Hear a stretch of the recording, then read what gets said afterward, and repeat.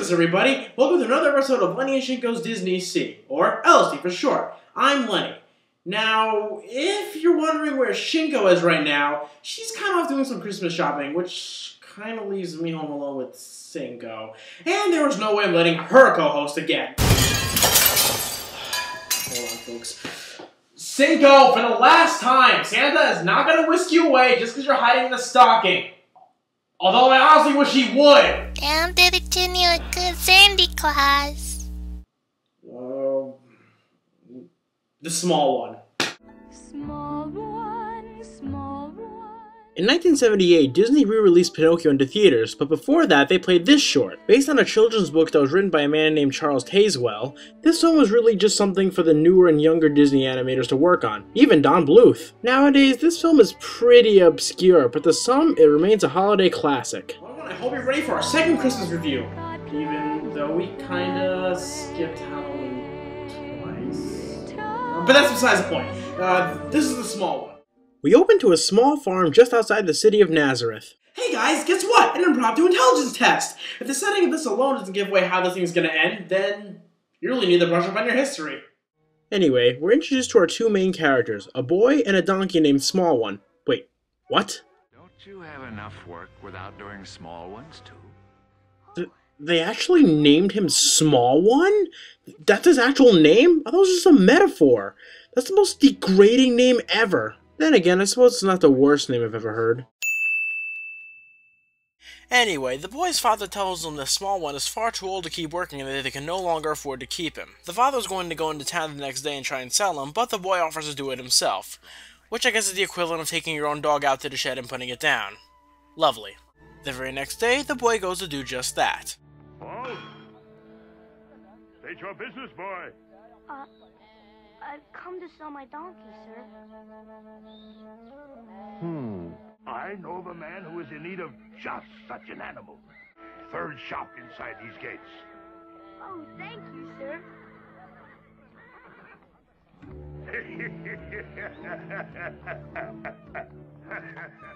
Who laughs like that?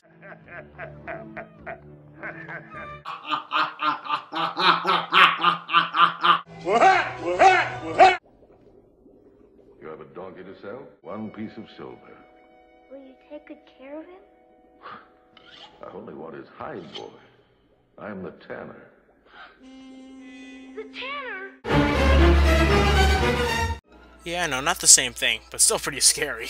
So after that, the boy takes Small One around town to try and find a suitable owner, and then we get this. Clink, clink, clank, clank, get some money to the bank, telling little stories you can trust. We never ever fail when we go to make a sale. We work a little harder if we must. I don't get it. I honestly, truly don't get it.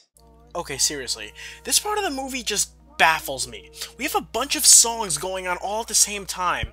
The kid sings about trying to find a good home for Small One, each of the people who rejects him gets a song about how much they don't want him, and then these three pinheads show up and completely wreck the entire mood of it. Is it all supposed to be one song? It feels so disjointed that I can't consider it all one song. I mean, the kids' songs and the people's songs are okay. They're pretty good. In fact, one of them is even sung by Tony the Tiger. No, little boy, I will not buy. That's a sorry bag of bones, I fear. I have buyers by the dozens and their mothers... And then, just as you're starting to get into it, BAM! These guys! Overall, the best way to describe these guys is like if you're trying to watch a video online and a musical pop-up shows up and completely takes you out of it. It's just unpleasant. So after that pointless song number, the kid tries to get Small One sold at an auction, and it goes about as well as you would expect it to. I haven't time to waste on a scrawny donkey. He's not scrawny. He's a strong donkey. He's gentle and kind and good enough to be in a king's stable.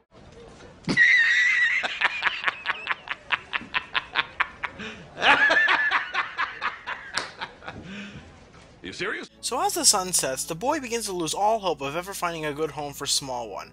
However, just as things start to look bleak, a man named Joseph appears who wants to buy Small One because he needs a donkey to carry his wife to Bethlehem. See? Told you the setting of this would give away the ending.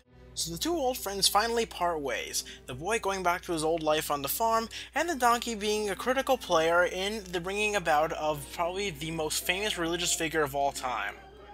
Wow, the kid really got the short end of the stick on this one, didn't he? You know something, folks? Out of every Christmas special I've ever watched over the years, from Rudolph the Red-Nosed Reindeer to Frosty the Snowman, I truly have to say that this one in particular is the most predictable. I know I said history earlier, but if I said religion to be too obvious. Not that it wasn't already obvious to begin with. Despite its predictability, this is a pretty solid short. The story is basic, but well done. The animation is really good, and you can totally tell that Don Bluth worked on this. And considering how touchy a subject religion is, I think Disney handled this pretty well. It wasn't preachy or condescending, and it wasn't crammed down your throat, but at the same time it didn't feel like it was just tacked on at the very end. Overall, if you have a list of favorite Christmas shorts to watch during the holiday, then this is definitely one to add to the list. Well everybody, I hope you enjoyed my first solo review. Don't worry, Shinko will be back next time. But, as a special Christmas gift to you guys, Shinko's going to be opening up an Ask blog on Tumblr, which you can find a URL over here. I hope you go ask her some questions and... Just whisper and cheer. Together we can tidy up the place. So hum a merry tune.